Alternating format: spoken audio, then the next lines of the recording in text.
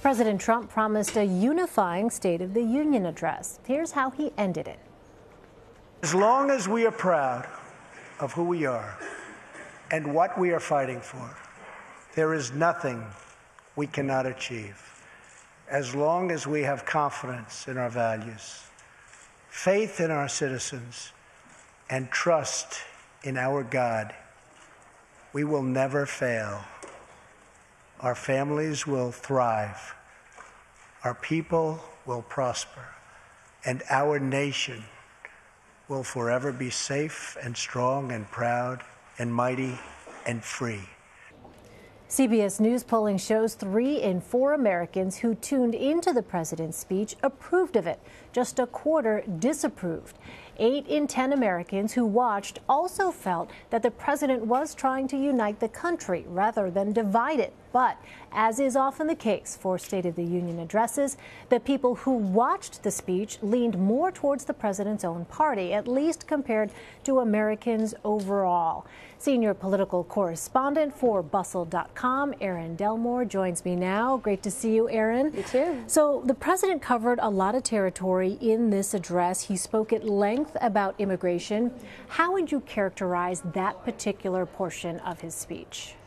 He came into the immigration discussion in an interesting way. He had a couple of flashpoints. One of them was Americans are dreamers too. And that was a little bit outside the conversation on immigration, but that's where people who are immigration hardliners on the right, their ears went up. Then President Trump also used that conversation about the family who tragically lost their daughters from violence from the MS-13 gang. To also make his way into a conversation about people who come to America illegally. That's not new for President Trump. That's a strong statement for a State of the Union address. And then he went on to sell his proposals. He got a tough reaction from Democrats when he was saying that it would be, right now there's an almost unlimited number of people who others can bring in through family-based migration. Democrats take issue with that. They think that's not true.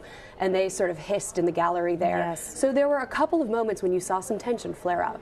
Well, let's talk about infrastructure, because this was also included in the president's State of the Union address, as expected.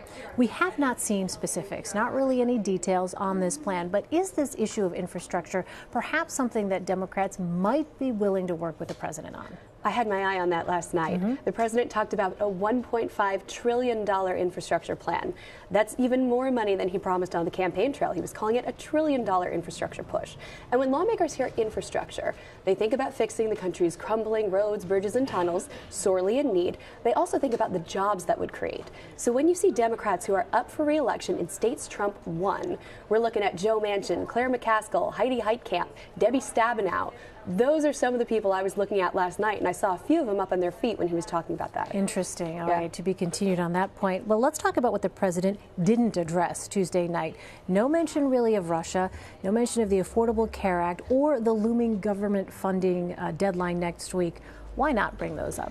Yeah, so Obamacare is a tough point for the president. He came in promising repeal and replace. There was no full repeal and there is no replacement. Some thought that he might chalk up repealing the individual mandate as a total repeal of Obamacare. He's used those words in the past, but he clarified it. He said it pretty directly yesterday. He said we've crippled the law through this, repealing the mandate, and that statement's largely factual. I mean, it will take a big blow to the law. The next thing, we were talking about some of the other issues that he embedded, and I think it's going to be interesting to look not only at health care, but at that partisan battle to fund the government. That comes to a head on February 8th. That's a stone's throw away from where he was standing last night on Tuesday.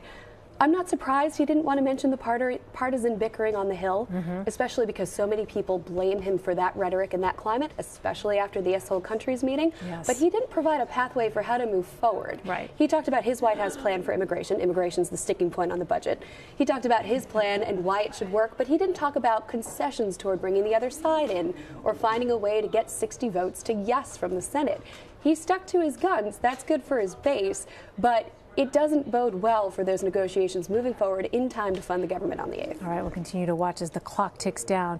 Well, right after the president addressed Congress, 2 more of its members announced that they would not be seeking re-election. You had Republican Trey Gowdy and Democrat Robert Brady saying that they will be leaving the House. So do you think we can expect to see more departures here, especially as we get closer to midterms? This is how a wave builds, and this is what this season in the political calendar is for. We went through an election, we went through year one, everyone's looking ahead to the 2018 midterms, but right now is when incumbents decide whether they want to stick it out or whether they don't. And what you can read in there is how emboldened they feel. Do they feel confident they can win? Is this even a job they still want to do? We've heard a couple of people say, I don't want to do this. Joe Manchin said this place sucks. Yeah, I know. That's his direct quote. That was the statement, the written statement. Yeah. Exactly. And in Trey Gowdy, we see the Republicans losing their 9th House committee chair to someone who has announced they won't seek re-election. Think about Rodney Frelinghuysen, Republican in New Jersey. New Jersey is a very blue state. It's my home state.